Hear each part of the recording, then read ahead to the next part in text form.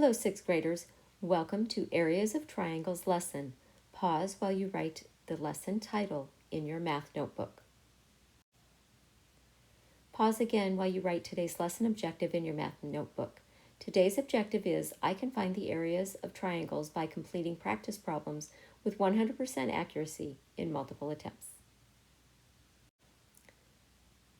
Today we'll be continuing the same standard, which is find the area of regular and irregular polygons by composing into rectangles or decomposing into triangles or other shapes. Here's our key idea for today's lesson. The area of a triangle, in words, we say the area of a triangle is 1/2 the product of its base and its height.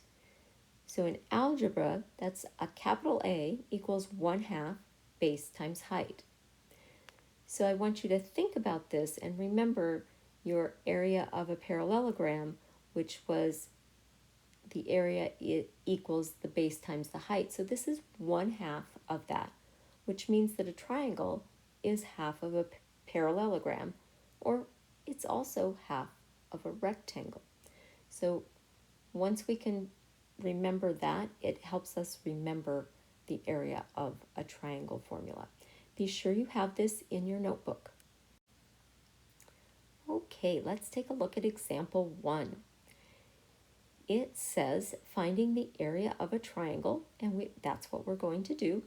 Our first step, again, is to always write the formula. So we write area equals 1/2 base times height, and then we need to find the base and the height. So the base is the part that your triangle is sitting on, and the height is how tall it is. Now, if your triangle were oriented differently, those two numbers might be different.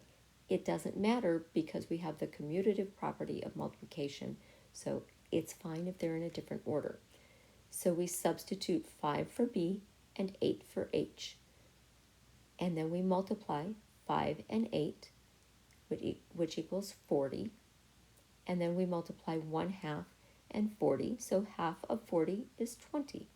So the area of our triangle is 20 square inches. Below this is a little exercise that can help you figure out if your answer is reasonable. It can be a little bit difficult, but if you would like to try this on a piece of grid paper, you may go ahead and do that. Here's a different looking triangle.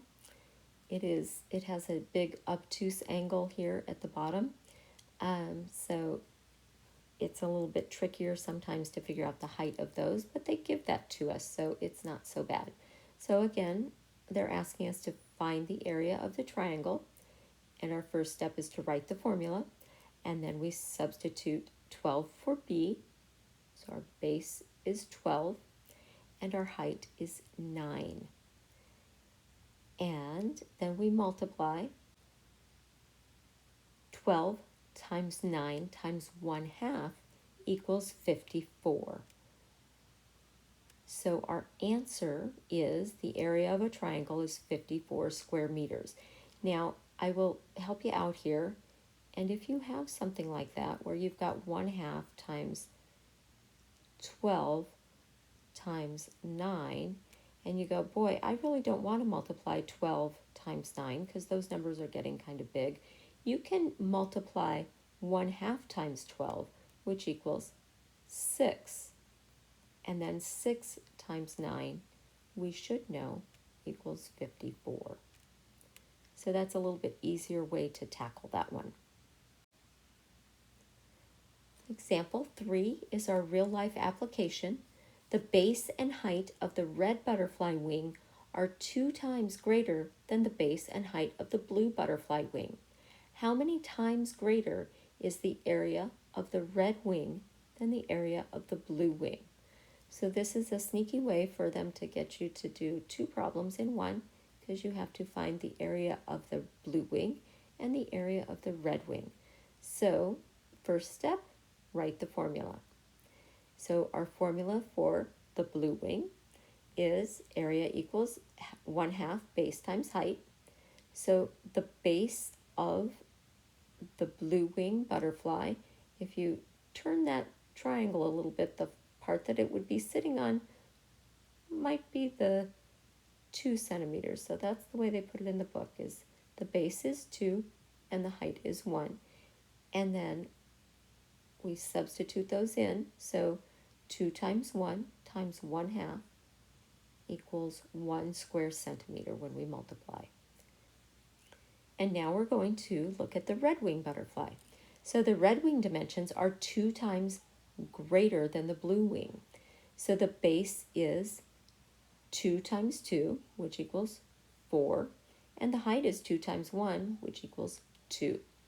So let's get started on finding the area of the red wing. So first we write the formula, and we substitute 4 for B and 2 for H. So our base is 4 and our height is 2. So 1/2 times 4 times 2, half of 4 is 2, and 2 times 2 is 4. So when we multiply, it comes out to be 4 square centimeters. So because 4 square centimeters divided by the 1 square centimeter of the blue wing equals 4, the area of the red wing is 4 times greater. Remember, to earn credit for your lesson, you need to complete your notes in your ISN, complete your Google form questions, revisit your lesson if you need to, and complete your Big Ideas Math in your Big Ideas Math spiral notebook. Also, submit that when it is 100% correct and not before. Be sure you track your progress on your playlist.